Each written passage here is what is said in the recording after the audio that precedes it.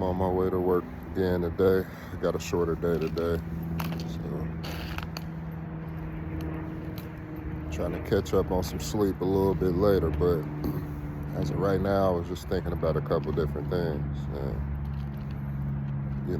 at times we can see something and, we analyze what we see instead of analyzing what's the cause of that.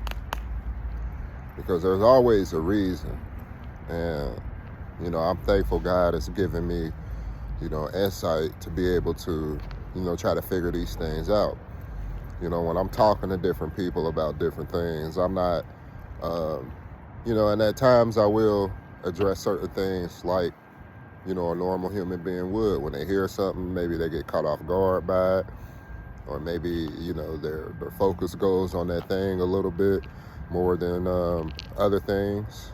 You don't end up hearing the person out. But, one thing that I've been keen to for a while is figuring out why. Even if I'm at a job, like for instance, just at the job recently, somebody told me something, one of the guys I've been learning from, and I knew it was the right thing to do, but I asked him why, to figure out, okay, what's your method of thinking behind going into this, because that's important. And getting into the example I was trying to get into, we can look at certain things or the outcome of certain things, whether they be good or bad, and make assumptions based on that. We can look at a person who has died and, maybe they died early, maybe they were shot or something. And we assume that they were involved in gang activity, different things like that, instead of getting to the root cause. Maybe they were even in that position in the first place because of a lack of love, a lack of family, which is a reason why a lot of people join, certain gangs or, different, groups or different things like that. And so thinking on these things, I've been accused of a lot of different things. And instead of people addressing me, trying to figure out, or maybe I don't even know what the problem is, but by addressing somebody, you can get different answers to come out, and, you can even help that person get to the root cause. Maybe if you don't, if you can't receive that revelation, maybe your questions and sparking their ability to think or interest to think about a particular thing can get them to get the result that you're trying to get. And so at times, we can, overstep, and I've done that. I've definitely done that with the examples of me trying to minister in the past, and I wouldn't impose on people. Different people would come to me with things, but because I would make assumptions about the reason why a person couldn't figure something out, or where they were in different things, or I would get mad at something that I was being shown in the spirit, I would bring that out in my anger instead of, bringing it out how I was supposed to, which was going to give glory to God and not to me, or not hurt or damage the person. And so, those are some things that I had to learn. But, at times we can look at, the end result of something, or, let's say somebody is acting out. Like, you got a quote unquote problem student, and this student tends to come out and act out, and you're looking at everything, you're looking how he treats people, you're just like, he's just a mean individual or whatever. But how many people are talking to that kid about what's going on at home? Maybe he acting that way because he's hungry. Maybe he acting that way because he can't read, and he don't know how to express to people that he can't read. Like, I've been in classes with all these scenarios, and so I'm not just speaking on things. And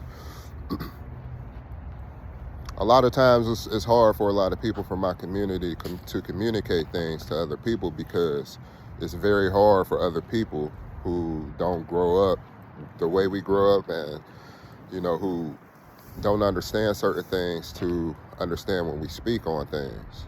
Um, a person who lives in truth, who wants truth, they're not asking people for a pat on the back or the easy answer. But when certain people are aware of certain things, like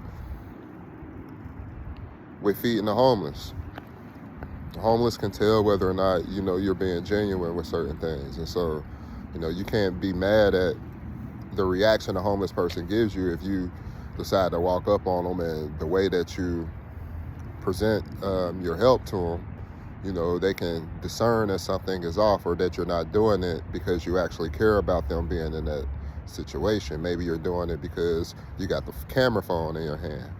Maybe you're doing it because it'll make you feel better about the person that you are.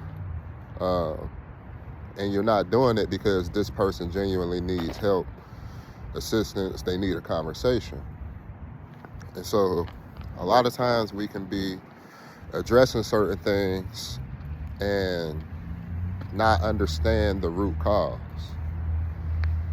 And I'm thankful that, we have God.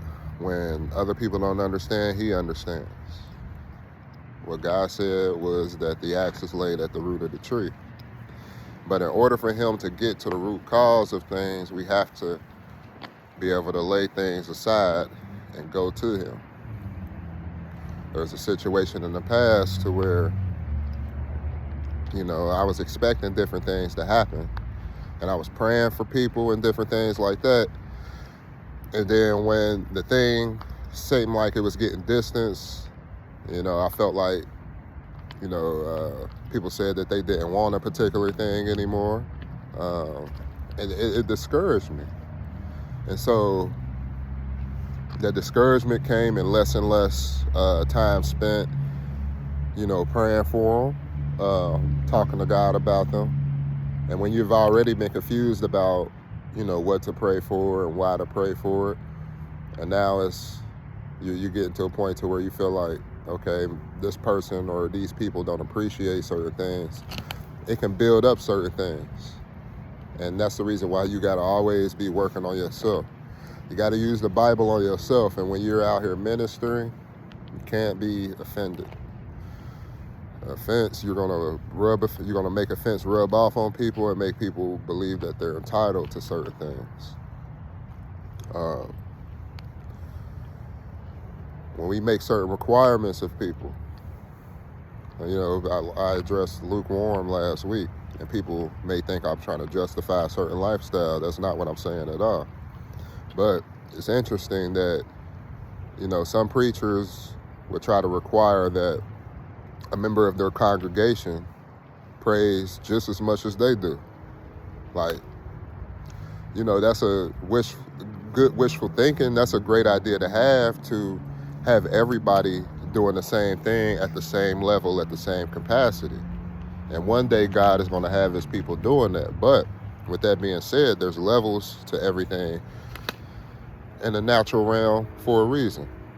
And so, of course, somebody in the congregation, it's not impossible, but of course, you would think that somebody in the congregation is not praying as much as a preacher. When a preacher has his flock to take care of, his family to take care of, many different things going on, and people on both sides may not consider these things. But to expect somebody sitting in the pew to be able to do the same things as somebody that God called to lead is, in my opinion, ignorant. And so I wanted to bring these things up for several different reasons. But, at times we can, as I was saying, put certain things on the people and expectations that at times God requires of us, and He just requires us to live out that example. Not to necessarily force people, because people are going to want, if you're doing something good and something that can change somebody's life, somebody is going to want to figure out what you're doing and how you're doing it.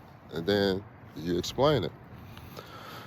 But, you know, certain things shouldn't go before the other. So my whole reason for explaining this is, you know, we all should have a little bit more humility in the things that we do and why we're doing it. Otherwise, when something happens, you know, you end up getting hurt, and you lose your reason why you do certain things, especially if you don't have a good foundation on why you do that thing in the first place. And so, something I was meditating on. Peace.